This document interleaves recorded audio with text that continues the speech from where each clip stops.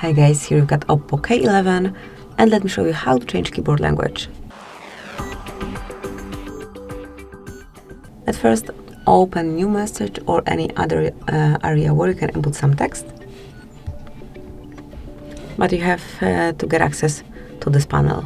Once you want to change keyboard, tap on settings icon, select languages and click on add keyboard. Pick the one that you want to apply.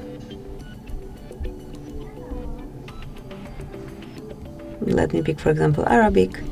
Select the region and tap on done. Now you can remove unnecessary language by tapping on edit, marking the language that you want to get rid of, tap on bin icon, then go back.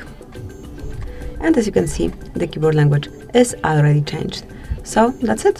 Thank you for watching. Please subscribe our channel and leave the thumbs up.